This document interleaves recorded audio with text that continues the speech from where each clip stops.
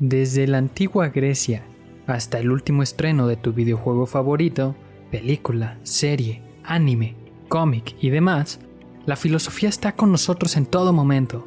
En Sharkcast 101, la filosofía según Shark and Sira, podrás escuchar una clase de filosofía fuera de lo convencional a la semana. Y, sin más por el momento, sean ustedes bienvenidos.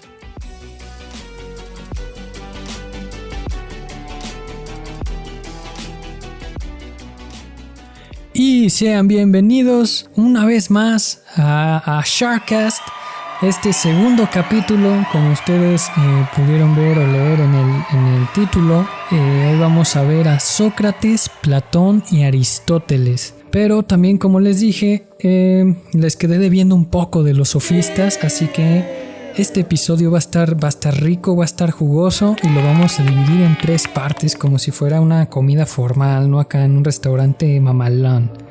De aperitivo primero vamos a tener a los sofistas, también un poco de contexto para que los entiendan un poco mejor. De plato principal vamos a tener a Sócrates, a Platón y Aristóteles, y como postre vamos a tener 2 escuelas helenísticas, el epicureísmo y el estoicismo. Entonces vayan por unas palomitas o pónganse a ver algo o a jugar o lo aprovechen lo que vayan a hacer. O vayan por un cuaderno para hacer anotaciones, yo no sé, porque este episodio, este programa, delicioso, me divertí mucho haciendo esta investigación, no se los voy a negar, y pues se viene cargadito, se viene con ese jugo, esa carnita que tanto le llaman. Entonces venga, vamos a darle a esto. Pues bueno, como ya les estaba diciendo, voy a dar un poco de contexto para que entendamos un poco mejor tanto a los sofistas como a todo lo que sigue, a nuestros 3 filósofos principales de hoy y a estas escuelas helenísticas. El contexto es muy importante porque ya no pasamos al periodo clásico, a lo que se le considera el periodo clásico en la antigua Grecia. Y ahora el tema de la physis o el arjé, como vimos en el episodio anterior, ahora se traspasa a un problema antropológico. En la era clásica de Grecia se cambia totalmente y ahora se enfoca este problema hacia el hombre, ¿no? Entonces, como les vengo diciendo, el tema de la physis o de la naturaleza, entendida como origen, el constitutivo o arjé de las cosas, predominó en el pasado. Pero también cabe aclarar que siguió preocupando a Platón y Aristóteles, que ellos también en sus sistemas y pensamientos encontraron mejores soluciones, tal vez por así decir, pero en este episodio no los voy a abordar sobre la physis o el arjé a estos 2 filósofos. Me voy a centrar un poco más en sus aportaciones para lo que fue el periodo clásico y posteriormente. Como ya saben, si quieren que ahonde más en un filósofo, me lo pueden pedir en los mensajes, pueden contactarme y decirme, oye, puedes especificar más sobre esto y con gusto lo haré. Entonces, también como estoy tratando a muchos filósofos en un solo episodio, no me puedo ahondar o especificar tanto, también por lo mismo, no es que sea flojo, que no lo quiera explicar bien. Ingenioso, ¿eh? Creí que no funcionaría. Pero bueno, entonces, en este periodo clásico del pensamiento griego, como les decía, ya no es este problema el que ocupaba el primer plano de estos pensadores. En su lugar aparece este problema del hombre, este problema antropológico. El objetivo primordial del hombre ya no está en lo cosmológico, sino en uno mismo. Gracias, motociclista, otro buen foley que no necesitaba.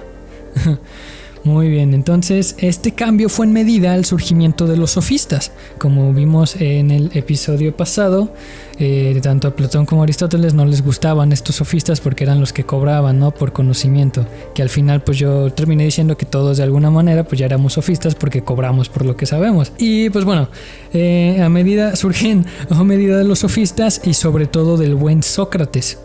Ambos opinaban que lo que más importaba conocer del hombre no es el universo, sino el hombre mismo. Son los problemas humanos los que más nos afectan, porque los llevamos en nosotros mismos y de ellos no nos podemos desentender, no nos podemos desapegar, no los podemos colgar en un closet y olvidarnos de ellos.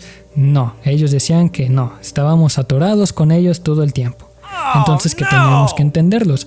También influyó mucho las circunstancias sociopolíticas de que se estaban viviendo en Grecia en ese momento. Como les había dicho en el episodio pasado, que hubo dos eventos muy importantes, de estos dos eventos siendo bélicos, que fue la guerra contra Darío I, que eran los persas. Ellos pierden esta guerra, es la victoria de Grecia sobre Darío I, y esta guerra fue un evento clave para Atenas, porque tras esta victoria Atenas tuvo un florecimiento en el arte, en la ciencia y en los ámbitos económicos y políticos de su sociedad en específico. Este ambiente desencadenado provocó una euforia en la cabeza de los pensadores y de los filósofos, y empezaron a generarse preguntas como: ¿qué es ese ser que produce toda esta actividad? ¿Qué es la democracia? ¿Qué son la sociedad y sus normas? ¿Qué es lo que constituye al hombre? ¿En qué consiste el conocimiento? ¿En qué se fundan las normas morales? ¿Cuáles son los constitutivos de la sociedad? Estas y muchas más de carácter meramente antropológico. También una pequeña aclaración: cada vez que diga el hombre o al hombre, no específicamente estoy diciendo solo el hombre como masculino, sino que ellos se referían al hombre como el ser humano, o sea, como hombre y mujer por igual. Nada más para hacer ese pequeño paréntesis. Pero ahora, este problema del hombre, en realidad, spoiler alert, es la continuación del problema de la fisis, como les venía diciendo en un principio, aunque ahora referido al aspecto humano. Solo nos cambiaron el problema de vestimenta, lo invitamos al baile sin saber que era el mismo caldo, pero en diferente plato, ¿no? Entonces, desde Tales a Demócrito, como vimos en el episodio pasado de Presocráticos, cuando ellos hablaban de naturaleza, se referían principalmente a las cosas del universo. El propio Aristóteles, al estudio de la fisis, lo llamó el estudio de la física y le asignó como campo el conjunto de los seres dotados de movimiento. Ahora, una advertencia: las respuestas dependen del concepto de hombre que tengamos.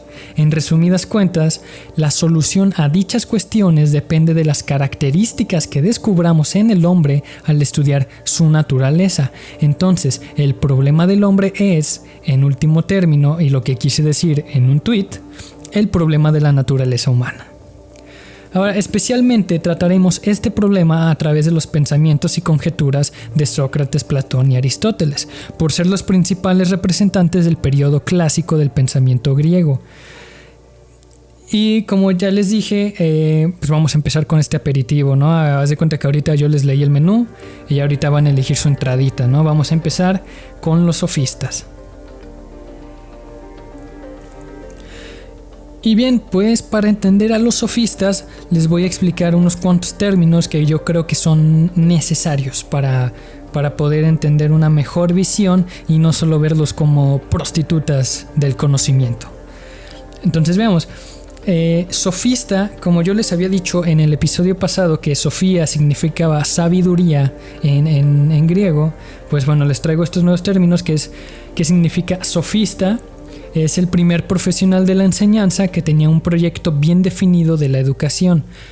Ahora, un segundo término que tenemos, que también se usará, será sofisma, del griego sofisma, que se traslada como habilidad o estratagema.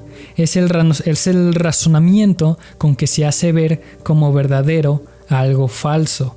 Y la sofística, movimiento intelectual que precede el apogeo de la filosofía griega. Se caracterizan por escepticismo, preferencias por los temas sociales y políticos, defensa del aspecto convencional de las instituciones y normas. Y ahora en sí, ¿qué son los sofistas como tal? Como les venía diciendo, sofía significa sabiduría, la palabra sofista significa en relativamente un término sabio. Ahora, como había dicho en el episodio anterior, Platón y Aristóteles se expresaban peyorativamente, ¿no? Que eran estas prostitutas que les hacían el feo y que pues, no eran muy amigos, no eran muy compas. Ellos también argumentaban que con frecuencia los sofistas se valían de estos sofismas para exponer sus lecciones. Que recordemos, el sofisma es el razonamiento con que se hace ver algo verdadero como falso. Además de que cobraban por sus enseñanzas. Y pues bueno, Por ejemplo, si pudiéramos traer a un sofista al programa, aparte de que me cobraría, él nos convencería de que la cuarta T está llevando al primer mundo a México, sin ningún problema. A eso se dedicaban. Ahora, eso sí, la historia les reconoce el mérito de haber sido los primeros profesionales de la enseñanza, ya que tenían un proyecto definido de educación y daban estas materias como la retórica, la política, por nombrar algunas, ¿no? Que pues vaya, sí son algo importantes, el derecho, todas como estas fundaciones griegas, los sofistas empezaron a darlo y pues vaya que es un gran mérito el haber profesionalizado la enseñanza, y es como decía en el capítulo anterior, pues creo que ya todos somos unos sofistas porque todos estamos cobrando por lo que sabemos, y es algo que nos inculcan desde pequeños en la escuela, y hasta nuestros padres nos dicen siempre hay que cobrar bien, y que esto, y enfócate en lo que te gusta para que sepas y que seas el mejor. Pero pues sí, o sea, al final de cuentas estamos cobrando por lo que sabemos en sí. No estamos cobrando por el tiempo en que nos tardemos en hacerlo, sino lo que realmente sabemos y el por qué nos tardamos tanto en hacer X o Y cosa, ¿no? Pues bueno, también vamos a abordar un poco el entorno en el que surge la sofística. En el aspecto filosófico, las teorías anteriores fueron tan variadas y opuestas que fácilmente inducían a confusión e incertidumbre. La segunda circunstancia fue que la práctica de la democracia en la sociedad ateniense estaba exigiendo individuos preparados para el ejercicio del poder político. Y ahora, tercera, el contacto con otros pueblos permitió conocer cómo eran sus costumbres, sus instituciones y sus normas. Posteriormente a esto, los sofistas llegaron a tener ciertas características, como decía antes, el escepticismo, la preferencia por los temas sociales y políticos, defensa del carácter convencional de las instituciones y normas, tanto políticas como morales. Y ahora, por último, veamos 3 aspectos que resaltan de la sofística. Primeramente, o número 1, es el método de discusión o controversia. Como tal, presentan técnicas de diálogo que conducen al oponente a situaciones aporéticas, o sea, un callejón sin salida. Segundo, como movimiento filosófico, defiende el escepticismo y el subjetivismo en el pensamiento y el relativismo en las normas políticas y morales. Tercero, es también un sistema de educación. En este aspecto se advierte que es en ella una impartición profesional de la enseñanza, ya que se hace con programas precisos y con finalidades concretas. Una de estas, por ejemplo, enseñar las virtudes sociales a los jóvenes. Eso sí, y sí se les reconoce mucho a los sofistas que eran muy relativos. No tenían como algo establecido universal, lo dejaban muy redundante al aire, a la interpretación de cada quien. Eso sí, es algo que también se peleaban mucho con Sócrates, con Platón y con Aristóteles, que ellos realmente estaban peleados con el relativismo. Pero, pues bueno, nuestro primer sofista que les voy a presentar es Protágoras de Abdera. Protágoras fue discípulo de Demócrito en su ciudad natal. Demócrito, como recordarán, lo vimos en el episodio pasado como los presocráticos.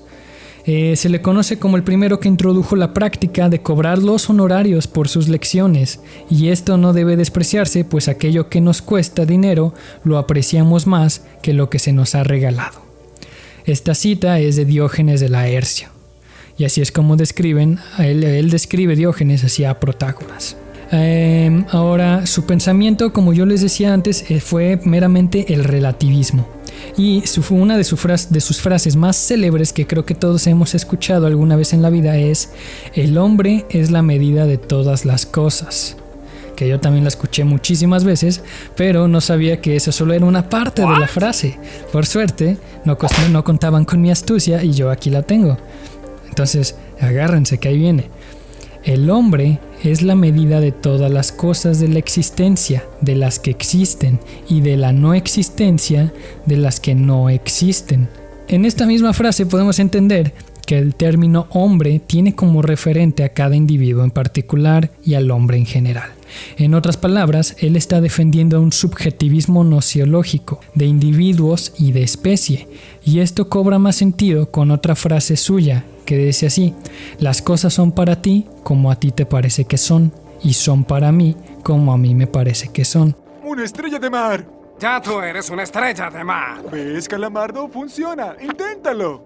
Como yo les decía, algo muy relativo, o sea, para mí chocolate es algo y para ti el chocolate es otro pedo, y así es la vida y así nos la vamos a llevar, y cada quien por su cuenta, ¿no? Cada quien entiende lo que quiere. Y pues realmente, bueno, yo no sé, yo no estoy tampoco muy de acuerdo porque siento que lo dejamos muy ambiguo, dejamos todo muy abierto. Yo creo que también eso ha causado grandes problemas de entendimiento, ¿no? En la sociedad. ¿Cómo explicarlo? Pues grandes malentendidos, vaya, ¿no? Que se puede dar entre personas, entre amigos, entre familiares, no lo sé, yo opino eso, yo creo que ese es un gran problema del relativismo. Bueno, nuestro siguiente sofista sería Gorgias Leontino, por haber nacido en Leonte, Sicilia. Se le considera a él al padre de la sofística, defensor del escepticismo, tan absoluto que se llegó a considerar nihilista. El nihilismo también lo vamos a ver en un futuro, pero más o menos no está tan alejado porque sí es... Miren, Gorgias llegó a 3 tesis o a 3 pensamientos. 1. Nada existe, o sea, nihilismo. 2. En caso de que existiera, no podría ser conocido, o sea, un nihilismo del conocimiento. Número 3. En caso de que existiera y pudiera ser conocido, no podía ser comunicado a los demás, es decir, un nihilismo en el decir o en la comunicación. El conjunto de estas 3 tesis o pensamientos indicaban un nihilismo en grado extremo, pero la opinión general es que la verdadera intención de Gorgias no era defender esta posición, sino hacer evidente la serie de contradicciones que implica la concepción eleática del ser. Y yo creo que esto también puede ser algo confuso de entender, que se los vuelvo a repetir, él no quería hacer evidente la serie de contradicciones, bueno, él quería hacer evidente, sí, esta serie de contradicciones que implicaba la concepción eleática del ser. Recordemos que algunos de los presocráticos venían de estas escuelas. Y pues bueno, yo también creo que recae en el subjetivismo, en el relativismo de estas confusiones, ¿no? Pero, pues bueno, el último sofista que les voy a presentar el día de hoy es Calícles. Calícles postulaba la teoría del derecho del más fuerte, según la cual el fuerte es quien tiene derecho a gobernar. En este periodo, Calícles estuvo también con Trasímaco y ellos dos defendieron la convencionalidad de las leyes. Es decir, tanto las instituciones políticas como las normas morales son producto de acuerdos entre los propios hombres, y que esto se comprobaba al observar a los diferentes pueblos, ya que las instituciones y normas de unos son distintas de las instituciones y normas de los otros. Ellos también postulaban 2 órdenes legales, uno natural y uno artificial. Pero en sí, y básicamente él postulaba que el más fuerte era el más apto, y así se le conoce como el sofista que defendió la teoría del derecho del más fuerte, que según el cual el más fuerte tiene el derecho a gobernar. Y bueno, esos fueron los 3 sofistas que presentaré el día de hoy, y con eso terminaríamos nuestro primer platillo, nuestro aperitivo del día de hoy. Y pues bueno, hay que pasar al plato principal, por favor.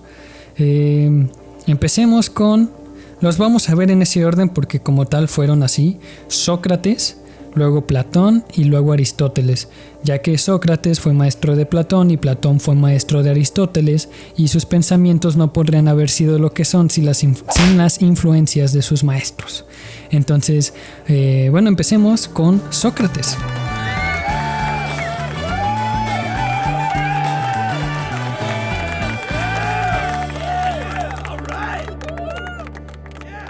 Sócrates era un ciudadano ateniense, hijo de un escultor y de una partera. Primero él cultivó el oficio de su padre, de ser escultor, y después se dedicó a la filosofía y a la educación de la juventud. Ciertamente un personaje polémico sin duda alguna, y en la historia se encuentran 3 versiones acerca de él. La más conocida es la de su discípulo Platón, en donde Sócrates es magnificado porque él es el personaje central y es el que ofrece mejor solución a lo que se discute en su obra Diálogos.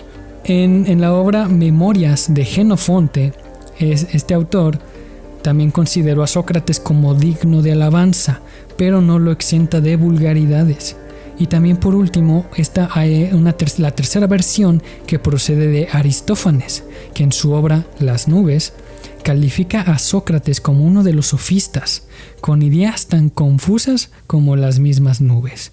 Pero de las 3 versiones, la que goza de mayor aceptación general en la historia y también en este podcast, es la primera, la de Platón. También cabe señalar que Sócrates no escribía nada. Él contaba, él daba clases, pero él no escribía nada.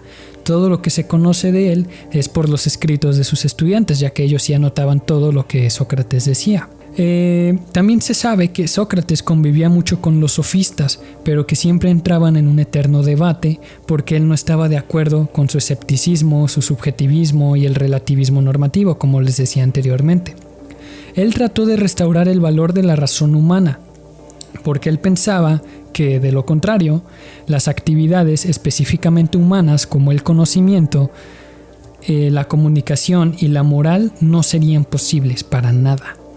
Sócrates abordó el problema del hombre bajo 2 interrogantes.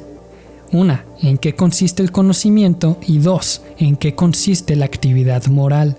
Cabe señalar que Sócrates nunca escribía nada. Como ya les había mencionado, todo lo hablaba. Que muy concha, la verdad, ¿no? ¿No creen? Llegas, hablas. Bueno, no, creo que hasta parece clase de universidad, ¿no? Sí, creo que sí me tocaron profes así, que no más hablaban y que apuntaba el que quisiera.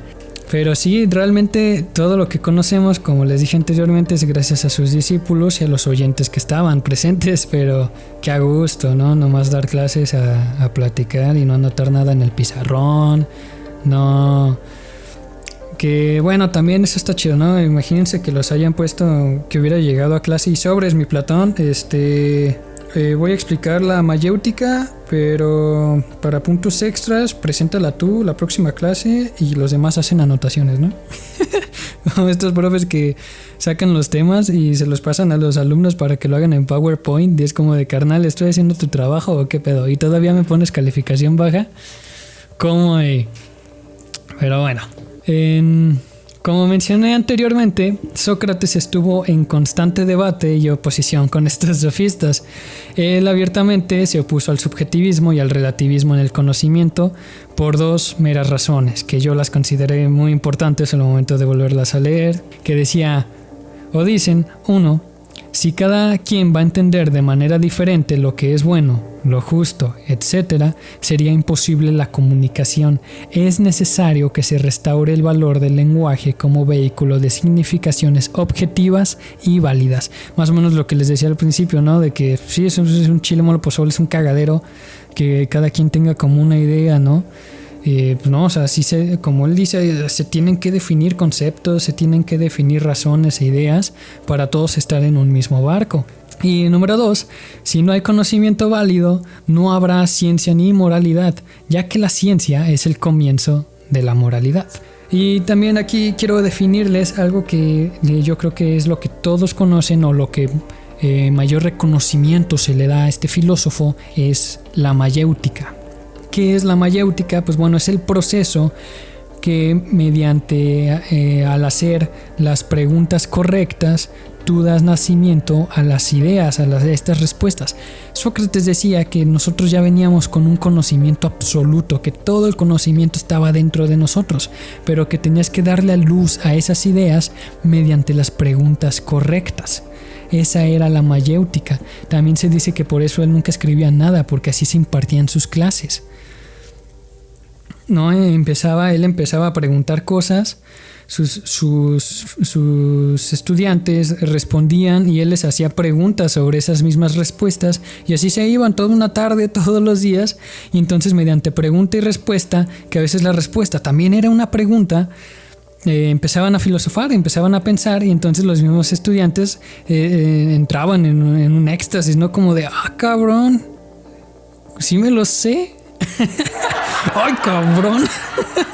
Pero sí, básicamente así es, así yo definiría la mayéutica, el dar a luz a las ideas mediante las preguntas correctas. Pero bueno, también manejaba Sócrates una teoría ética. Se le considera a Sócrates como el creador de la ética, ya que él fue el primero que teorizó sobre los conceptos morales básicos, lo bueno y la virtud. A este se le conoce como el intelectualismo moral, porque sin ciencia no hay virtud. También él decía que había 4 conceptos que sirven de base a la ética socrática: la felicidad, el bien, la virtud y la ciencia. También, antes de acabar con Sócrates, se tiene que mencionar un aspecto que fue algo que también lo definió y que también le dio esa fama polémica, que Sócrates fue condenado a muerte. Esto por los gobernantes de Grecia, de Atenas específicamente, porque decía que Sócrates estaba pervirtiendo a la juventud. Pero no en esa forma no en esa forma fea, sino a lo que yo entendí en clases y a lo que yo he leído, pues era que los hacía pensar, básicamente hacía pensar a los jóvenes, hacía que los jóvenes se cuestionaran cosas, o sea, pervertía las mentes de estos jóvenes, por así decirlo, pero pues era para bien, o sea, los hacía pensar, hacía que fueran conscientes de ellos mismos, que eran personas. Y todo esto, y pues al gobierno pues no le gustó, y creo que hasta la fecha al gobierno no le gusta que el pueblo piense. Y pues bueno, él fue condenado, fue condenado a muerte, y todavía cuando estaba encarcelado, sus discípulos, sus alumnos le dijeron: oye, ¿qué onda? Pues te podemos sacar, o sea, vente, que no sé qué, o sea, es que te ayudamos a escapar, más bien, o sea, te escondemos, te llevamos a no sé dónde, pero no, cabrón, no te puedes morir. Y Sócrates dijo: Nel, no me voy a escapar. Si me escapo, estoy dándole la espalda a mi escuela, a mi conocimiento, a lo que yo decía, a lo que yo pienso. Y entonces, bueno, su ejecución fue tomar cicuta, que no, según yo, hasta donde yo me acuerdo, era una planta que es venenosa, y pues que se la tuvo que tomar, y pues por el mismo veneno él termina muriéndose. Pero él fue él mismo el que la tomó, y pues que se quita la vida por defender sus ideales, porque él decía: yo no estoy mal, y si me tengo que morir defendiéndolos, pues bueno, que así sea. Pero, o sea, sus alumnos le dieron la opción de que hay que fugarnos, te escondemos, X o Y, o sea, tuvo la opción de escapar, ¿no? Pero al final de todo, pues Sócrates escoge sus ideales, su pensamiento, y pues lo defiende a capa y espada, ¿no? Y que pues al final pues le cuesta la vida. Ahora nosotros vamos a seguir con su alumno, vamos a seguir con el buen Platón.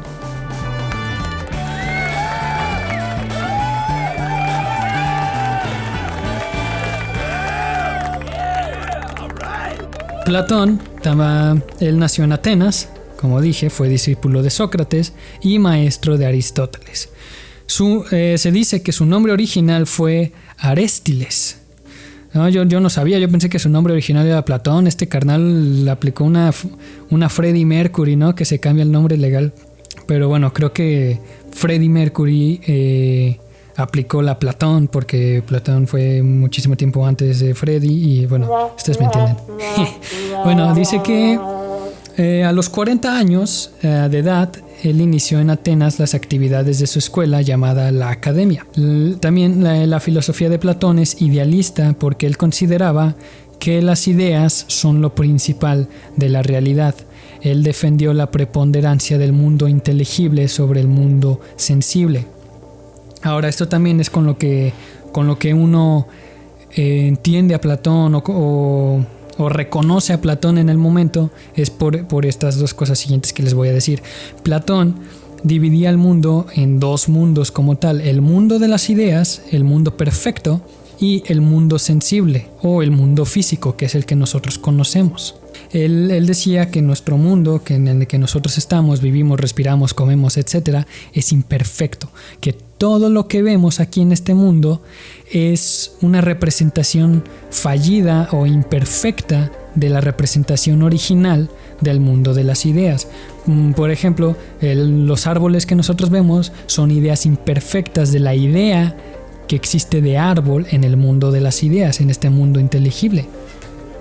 Él decía también que nuestras almas venían de este mundo de las ideas, ¿no? Entonces también decía que pues como nuestras almas, que bueno, ahorita se los voy a explicar en un ratito, en un momento, nuestras almas ven de primera mano todas estas ideas y que luego viajan, transmutan al mundo físico, y es cuando entran a nuestros cuerpos, que también decía que las almas estaban en una prisión de nuestros cuerpos y que en algún momento teníamos que dejarlos, pero que también nosotros, o lo que yo también puedo entender y explico un poco, es que nuestros cuerpos es una representación imperfecta de nuestras almas. Y también Platón tiene el gran mito de la caverna, que también es muy famoso y es lo que siempre se ve en clase, en donde explicaba que en una caverna estaban estos seres humanos, estos hombres que habían nacido en la caverna, estaban atados, encadenados. Atrás de ellos había un fogón con otras personas que ellos no estaban encadenados, y ponían figuras, ¿no?, adelante del fogón. Entonces los que estaban encadenados, como tenían la luz atrás, solo veían estas formas de las figuras que las otras personas querían que vieran.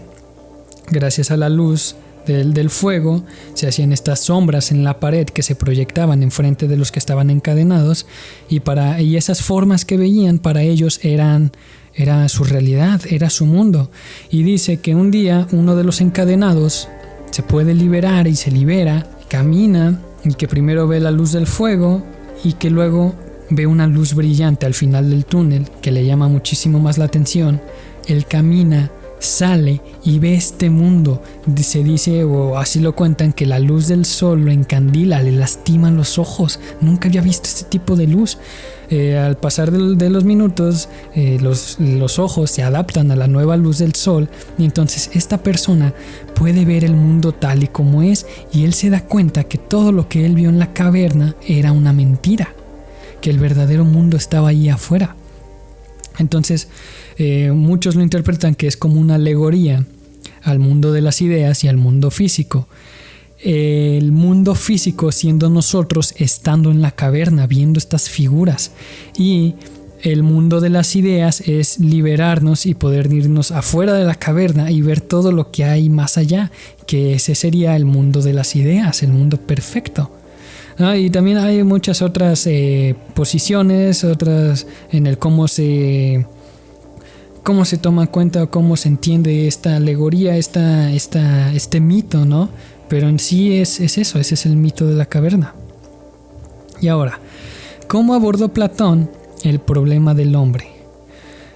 Platón, al abordar este problema antropológico, se dirigió a la esencia misma del hombre, y es decir, por el ser de la naturaleza humana. La cuestión primaria fue, para él, ¿qué es el hombre? Y también él dijo que para poder responder esta pregunta de qué es el hombre, necesitaba primero responder otras: qué es el alma, cuáles son el origen y la organización política de la sociedad, y en qué consisten la moral individual y la moral social. Y pues bueno, que según este filósofo, si se tuvieran las respuestas para estas últimas cuestiones, todo este problema de esencia o naturaleza quedarían totalmente resueltos.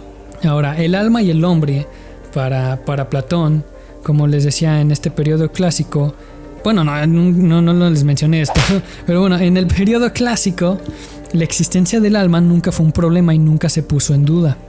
Lo que sí se cuestionó fue su naturaleza y las características mismas del alma, porque bueno, para Platón el alma básicamente es principio del conocimiento racional. Ahora, su teoría central de las ideas o teoría de los dos mundos, como ya les había explicado, permite enfocarse en el estudio del alma, puesto que ésta, antes de unirse a determinado cuerpo, preexistió en el mundo inteligible, como yo les había mencionado, donde tuvo la oportunidad de contemplar directamente las ideas, y que al unirse al cuerpo para formar al humano, lo hará temporalmente y después volverá a su lugar al mundo de las ideas. Ahora, Platón también decía que el alma tenía una naturaleza tripartita, o sea, de tres.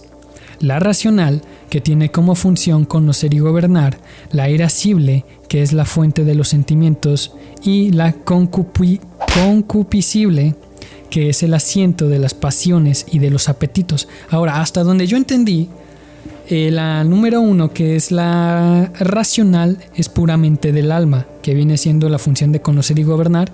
Esa es exclusivamente del alma.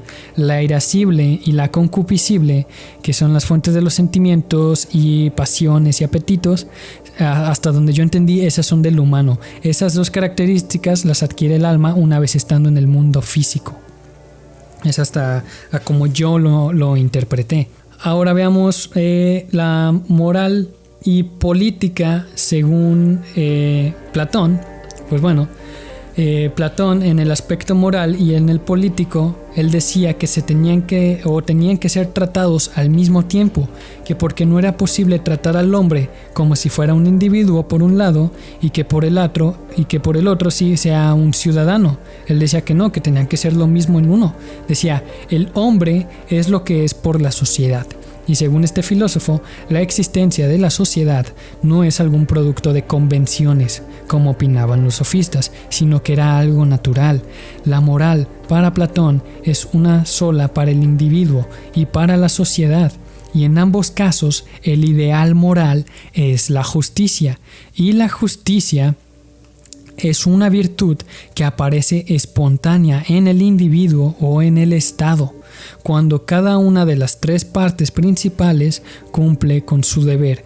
¿Cuáles son estas tres partes principales? El individuo, la sociedad y el Estado. Y con eso podríamos resumir o terminar con Platón, ¿no? Y ahora venimos con Aristóteles.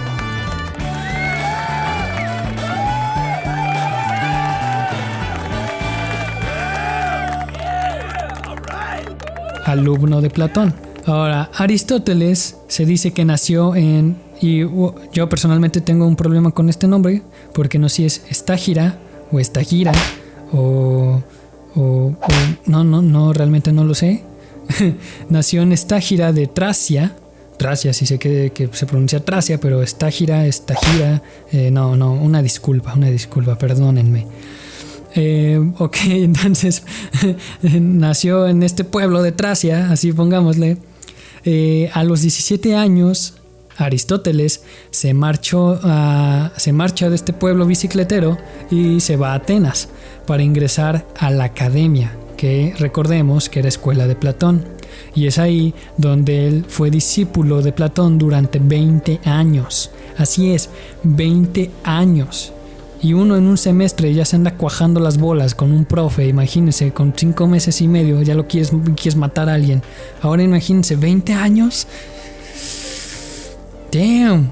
Pero bueno, yo también digo que depende mucho del profe. No hay profes que también dices que no quieres que se acabe el curso, quieres que te den clase toda la vida, que los llegas a estimar muchísimo. Y hay otros profes que ni en pintura lo quieres ver ya en el segundo parcial. Pero pues bueno, yo digo que para Aristóteles, Platón fue uno de esos profes acá muy, muy chingones, de esos que te marcan, porque pues madres, 20 años es toda una vida, hijo. Y ahora, esto es lo que me encanta de Aristóteles. Y esto es lo que cuentan, a mí no me consta, pero me gusta creer que sí. Este pequeño relatito que les voy a contar, ¿no? Se dice que Filipo, si se acuerdan de los eventos importantes, uno era del principio para Grecia, uno fue la derrota de Darío I, que eran los persas, ante Grecia, y otra fue la victoria del rey Filipo de Macedonia, donde empezó a conquistar terrenos y países aledaños y todo esto. Pues bueno, se dice que Filipo, que era el rey de Macedonia, estaba buscando al mejor tutor particular para su hijo. Muchos intentaron obtener el puesto al escuchar esto, iban a la corte y se presentaban y todo, pero ninguno convencía al rey. Y se dice que él se empezó a cansar y que entonces le preguntó a sus ayudantes, a sus compas ahí de gobierno, ¿no? A sus manos acá de, oye carnal, ¿qué onda? Pues él pregunta que quién era el mejor estudiante de Platón, ya que él llegó a escuchar muchas cosas buenas de la academia, de su escuela, pero Platón pues ya no estaba disponible, ya no podía hacer tantos, como dirían, ya no estaba para esos trotes. Pregunta por el mejor estudiante de Platón y le respondieron que ese era Aristóteles. Entonces el rey le encargó la educación de su hijo, quien después, wait for this shit, quien después en la historia se conocería como Alejandro Magno. Así es. Oh yes, fuck my lord. Oh Jesus, Mary and Joseph. No saben cómo estoy de fangirl ahorita, porque Alejandro Magno es de mis personajes favoritos de la historia, porque mínimo sé que Aquiles se duda que haya existido, pero puta, Alejandro Magno existió. Sí, en efecto, nuestro buen Aristóteles fue maestro de uno de los mejores, si no, y esto ya es personalmente, sino es que el mejor conquistador, militar, estratega, hombre, oh boy, you name it, el poderosísimo Alejandro Magno. Perdónenme, tenía que decirlo. Ahora sí, bueno, después de que Aristóteles haya sido tutor de Alejandro Magno, él regresa a Atenas cerca del año 345 a.C. y funda su propia escuela, el Liceo. A pesar de ser discípulo de Platón, él se separa de la corriente de pensamiento de su maestro, ya que él tenía una teoría más realista, la cual postula que sí, existen las ideas, pero existen en los propios seres de este mundo. Él decía que no había un mundo de las ideas, o sea, él decía, el mundo, es este mundo, y todas las ideas están dentro de nosotros. A Aristóteles le gustaba pensar y caminar al mismo tiempo, y sus alumnos evidentemente lo seguían, y a sus alumnos, que al igual que el maestro caminaban y pensaban, dialogaban y demás mientras ellos caminaban, se les llegó a conocer como los peripatéticos. Pues bueno, vamos a tratar también qué era el alma y el hombre para Aristóteles, para ver cómo cambia un poco a la visión de su maestro de Platón. La solución de Aristóteles era el estudio de la naturaleza humana, a lo que nos lleva a la pregunta, ¿qué es el hombre?, ¿no? Como anteriormente también hemos visto. Este filósofo formuló su teoría hilemórfica, en donde afirma que todos los seres tienen como constitutivos últimos dos elementos, la materia prima y la forma sustancial. Y ahora él dice que el hombre tiene estos dos elementos. Decía Aristóteles que ya que como contenemos que el hombre... fuck. Una disculpa. Ya, no, se me cruzaron los cables. Ok, dos elementos, materia prima y forma sustancial. Y él decía que el hombre tiene estos dos elementos, ya que el hombre contiene ciertas características. Por ejemplo, el de la materia prima, porque es pasivo y es potencial, y el hombre en la forma sustancial se haría por el acto o la causa de movimiento. Respectivamente hablando, estos dos elementos al final se traducirían como el cuerpo y el alma. Este filósofo también se preguntó, al igual, ¿para qué nos servía el arte? ¿Para qué le servía el arte al hombre? Y bueno, en ese entonces la tragedia era el motivo más importante, o era la inspiración, era lo mejor en las obras de teatro griegas.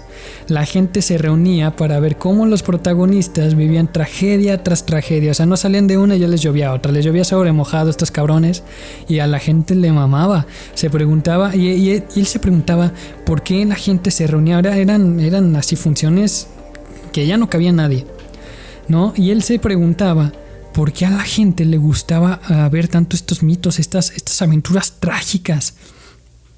Y Aristóteles pues llegó a la conclusión y su respuesta fue por la catarsis. Sí, o hasta donde yo supe, hasta donde pude encontrar, él inició o él le dio este nombre a este desahogo, que es un término que ahora se usa en la psicología, la catarsis, del griego catarsis, que implica el deshacerse de emociones y confusiones alrededor de nuestras propias emociones, que al mismo tiempo que nosotros nos liberamos de esto, decía Aristóteles que nos abrimos a entender mejor las problemáticas y así podemos ayudar mejor a las personas. Y al final Aristóteles concluyó que el arte ayudaba al hombre a realizar las verdades de la vida y actuar de acuerdo a ellas.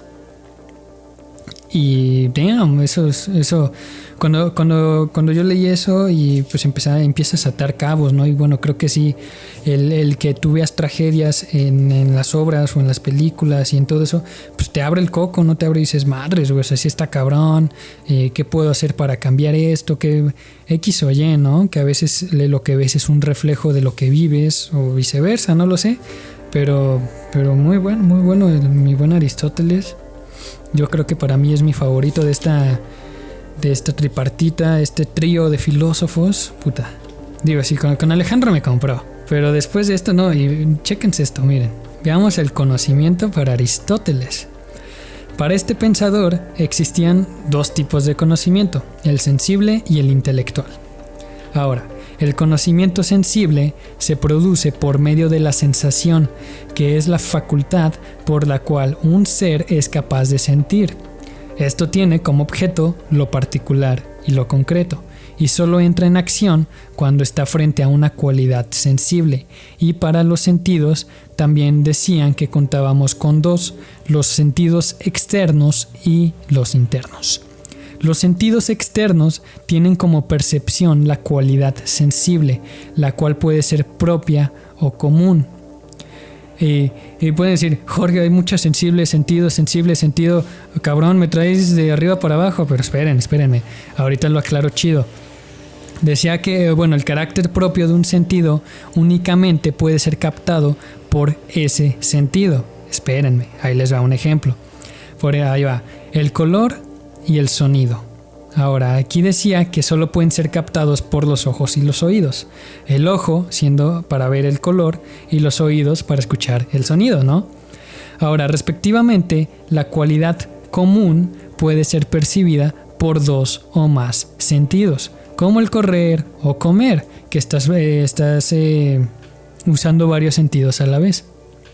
Y ahora, como sentidos internos, él menciona tres. El sentido común, la imaginación y la memoria. El primero permite al sujeto captar las impresiones comunes. La imaginación es la capacidad de sentir algo sin ser necesario estar al frente del estímulo, y la memoria permite reconocer algo como aprendido anteriormente. El otro grado de conocimiento es el intelectual, llamado así porque se adquiere a través del entendimiento, y este conocimiento es superior al sensible, pero no se puede dar sin este último. O sea, no podemos tener un conocimiento intelectual sin haber tenido previo un conocimiento sensible. También a Aristóteles se le atribuye el comienzo de la retórica y la persuasión. Esto al darse cuenta que en las tomas de decisiones públicas el mejor argumento no siempre ganaba la opinión del pueblo, y esto le intrigaba. También cabe mencionar que a Sócrates y a Platón le cagaban la madre estar en estas audiencias públicas porque decían que el pueblo era pendejo. Sobre todo Platón. Platón estaba en contra y repudiaba la democracia porque él decía que el pueblo no estaba listo para gobernar al pueblo, que el pueblo era ignorante, que solo la gente más lista, la gente más preparada era la que podía tener este poder, pues sí, regir sobre los demás, llevar un gobierno a cabo. Él decía que el pueblo no estaba listo para nada de esto. Y vaya que resona hasta nuestros tiempos, ¿no creen? Cuártate. Pero bueno, Aristóteles observaba estas juntas y veía desde cómo la apariencia y el tono de voz influían en la opinión de la gente. Y así él empezó a detectar los puntos clave, como reconoce los miedos de las personas, siempre toma un lado emocional de las cosas, hazlo divertido de vez en cuando para que la atención no incomode, por mencionar algunas, ¿no? Y ahora también para Aristóteles la felicidad era el fin último o el bien supremo que el hombre podía tener. Es el mayor bien o la mayor satisfacción que el hombre puede realizar, ¿no? ¿Cómo decirlo más fácil? Él decía que la felicidad era una acción, ¿saben? Que se trabajaba y que solo al final de una vida el hombre podía decir si uno era meramente feliz. Él decía que la felicidad era una acción día a día, que no era un estado o una sensación emotiva o algo por el estilo. Él decía que era mediante las acciones, mediante el trabajo que nosotros hacíamos toda nuestra vida, íbamos formando la felicidad, ¿no? Que pues sí, que al final pues uno meramente podría decir si fue feliz o no. Y bueno, pues con eso terminamos nuestro platillo principal de Sócrates, Platón y Aristóteles. Espero que haya sido de su agrado. Yo me divertí mucho y pues bueno, pudieron escuchar mi entusiasmo al final con Aristóteles. Y pues bueno, continuamos ya con nuestro postre, ya me lo acabamos, no se me desesperen, con las escuelas helenísticas. Un poquito de contexto para que me entiendan. Estas escuelas o agrupaciones filosóficas griegas que se instituyeron en el siglo IV a.C. y con carácter predominantemente moralista, fueron dos corrientes que se consideran como las principales exponentes de estas escuelas, una siendo el epicureísmo y otra siendo el estoicismo. Según yo son 4 que ya se consideran como principales, pero las chidas son estas 2, el epicureísmo y el estoicismo. Ahora, también hay que entender las circunstancias histórico-geográficas que propició la aparición de dichas escuelas, que fue la misma expansión que inició con el rey Filipo, que después continuó su hijo, el buen Alejandro Magno. Esta misma expansión de la cultura griega, como les decía, es originada primeramente por el vasto imperio macedonio, o ya conocido como el vasto imperio alejandrino. Este cabrón se fue, conquistó Egipto, se fue a Asia, hizo cagada a Asia y luego correteó a un general persa como por la mitad de Asia y fue conquistando todas las ciudades, no lo acorraló, hizo cagadero todo. Había como hasta 5 ciudades llamadas Alejandrías. Este cabrón, puta. Si quieren también luego les puedo dar ¿saben qué? Tal vez yo voy a hacer un episodio solo de Alejandro Magno, porque Dios, Jesus, está cabrón este güey. Pero bueno, esto produjo muchos cambios en la conciencia política de los griegos. Por ende, desaparecen estas ciudades-estado. El ciudadano griego ya no se sentía ligado a su polis, a su ciudad, y pues meramente tampoco ya no se sentía protegido. Básicamente fue como... ¿cómo decírselos? Como un sentido de globalización en la antigua Grecia. O sea, lo que hizo el rey Filipo y Alejandro fue expandir el país, fue expandir el mundo conocido para los griegos. Ya para ti ya no solo era Atenas, estaba Egipto, estaba Asia, estaba... O sea, expandieron muchísimo las fronteras y pues esto hizo que la sociedad creciera muy cabrón. ¿No? Pues y ya, como les decía, el individuo pasó al primer plano, ¿no? Ya no eran las ciudades lo importante, ya eran los ciudadanos, el comercio, el gobierno, o sea, se expandió muy cabrón. Y pues bueno, esta nueva conciencia individual dio nacimiento a las escuelas que ya mencionamos. Estas ofrecían modelos de vida adaptados a la nueva circunstancia de vida, que hasta cierto punto yo los veo como si fueran vendedores de seguros o algo así, ¿no? Así te lo venden, vente conmigo, vente a mi escuela, que no sé qué. Pero bueno, a este modelo ideal que ellos vendían también se le conocía como el ideal del sabio. Tanto los epicureos como los estoicos formularon su respectiva teoría moral.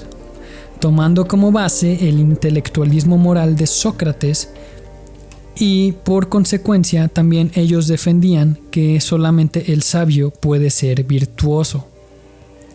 Y entonces, pues bueno, empecemos con la primera, el epicureísmo. Y este nombre se le da por su pensador, Epicuro, que nació en Samos y que después de haber realizado en Atenas los estudios de filosofía, fundó su escuela, conocida como El Jardín, que al mismo tiempo era una comunidad de amigos que, bueno, ya a estas alturas pienso que todos los que fundan escuelas son como pequeños cultos, pero pues bueno. La filosofía de esta escuela se divide en 3 partes: la canónica, la física y la ética. También cabe recalcar que para mí esta es una de las mejores corrientes de pensamiento. Para mí esto es de mis favoritas, y de hecho los que tengo en Facebook, hace un año publiqué un meme que también hoy lo publiqué como recuerdo, que era un meme que decía Sharkans era existencialista o hedonista, y ahorita van a entender por qué. Pero bueno, como ya les dije, 3 partes: canónica, física y ética. La canónica es la parte de la filosofía encargada de estudiar las normas a las que debe sujetarse el conocimiento para ser verdadero. 2. La física. Sigue el modelo atomista para estudiar la naturaleza de las cosas, admitiendo previamente el triple postulado del materialismo, indeterminismo y mecanicismo del universo. La ética. Reconoce la felicidad como el fin supremo o bien supremo del hombre, y como éste es mortal, la felicidad únicamente se da en esta vida.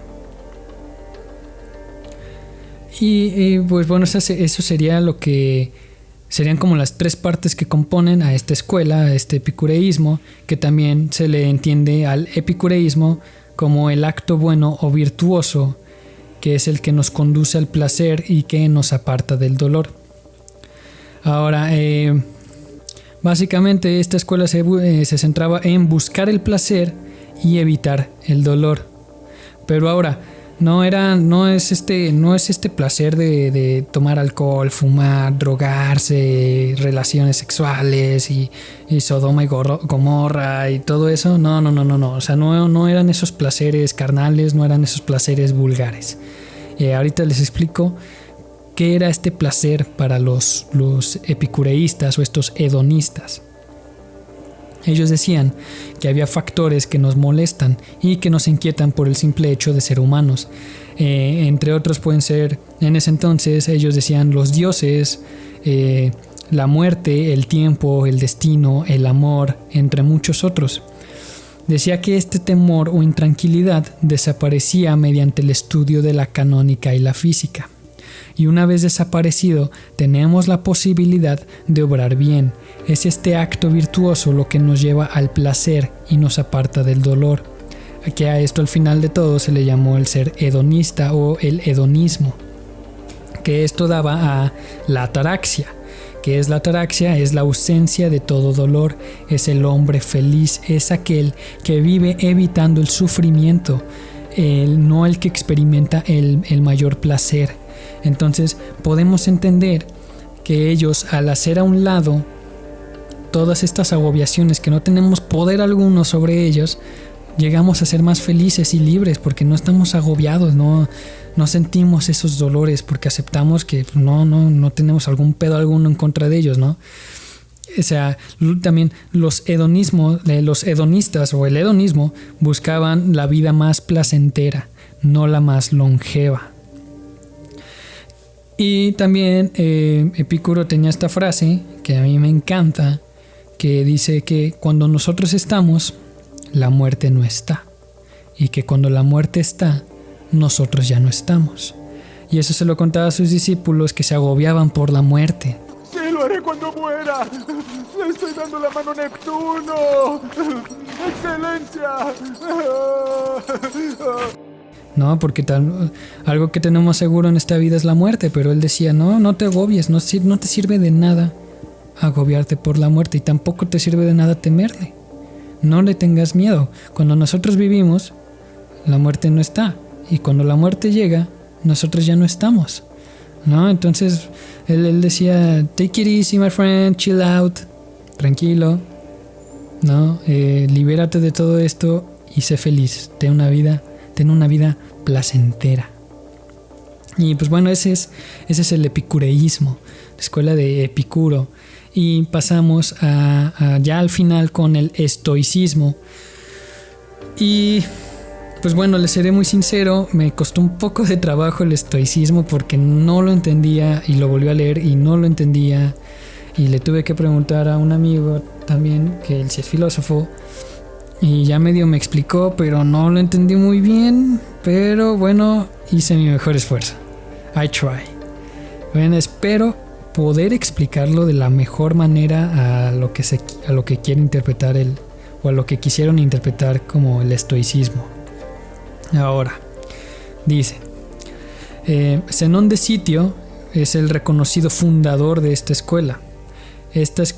También se dice que este güey era un mercante que llegando a Atenas perdió todo en un accidente naval.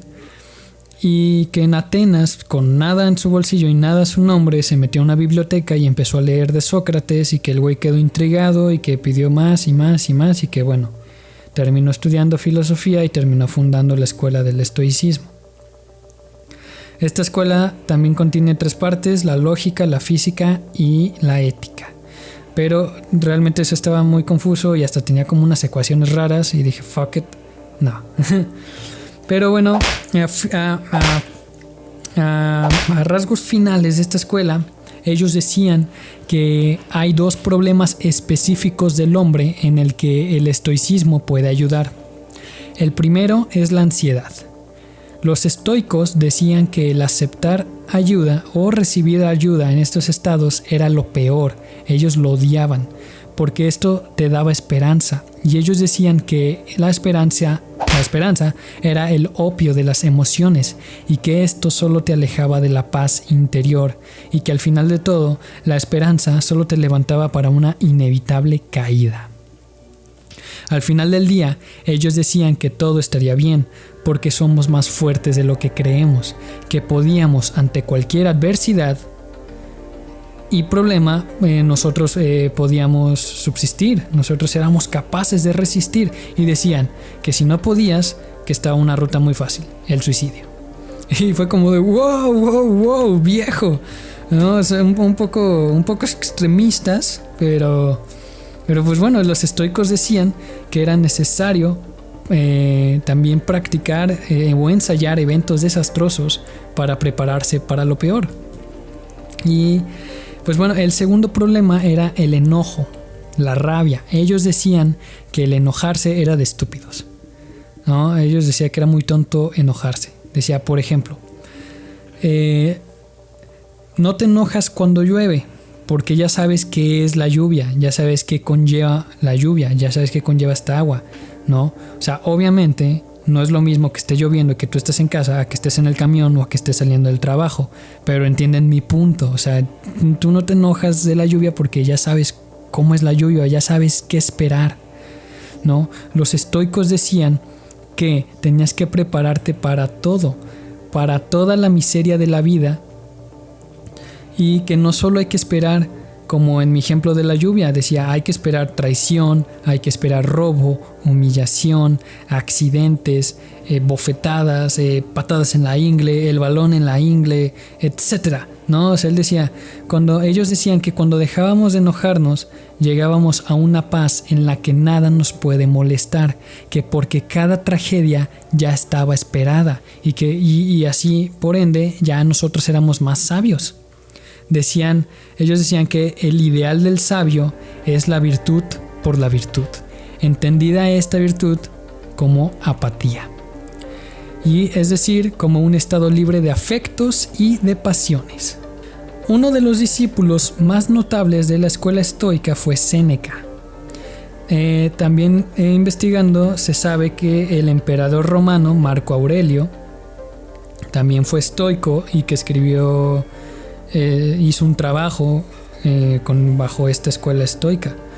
Y bueno, esto no me consta, pero por ahí lo leí, fuente, créeme, que Nelson Mandela leyó tanto escritos de Marco Aurelio como de Séneca en su tiempo encerrado, y que esta escuela y esta filosofía le ayudó a sobrepasar todas las adversidades que este hombre tuvo que vivir y enfrentar. Y bueno, una vez más, fuente, créeme. Pero bueno, queridos alumnos, queridos amigos, compadres, señores y señoras, hombres y mujeres, niños y niñas, hemos llegado al final de este episodio. Espero que les haya gustado, espero que haya sido de su agrado, de su buen entendimiento. Y nomás un aviso parroquial, ya vamos a empezar la próxima semana. Espero que quede ya para el miércoles nuestro primer especial de ombliguito de semana. Y va a ser de mitología. No les voy a decir más, pero será de mitología griega, que ya fue, como yo les dije, y yo cumplo. Me dijeron por mensaje: oye, me gustaría que trataras este tema. Y pues bueno, así va a ser. Entonces espérenlo, se va a poner rico suave. Y pues ya se están planeando muchos episodios. Esto va para largo.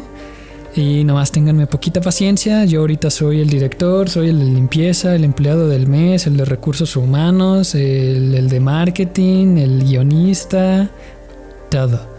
Pero pues bueno, eso creo que ya es todo, amigos. Espero de verdad que les haya gustado. Saben que hago esto con el corazón. Y pues bueno, gracias por estar en otro episodio de Sharkcast 101, la filosofía según Shark and Sida. Hasta la próxima.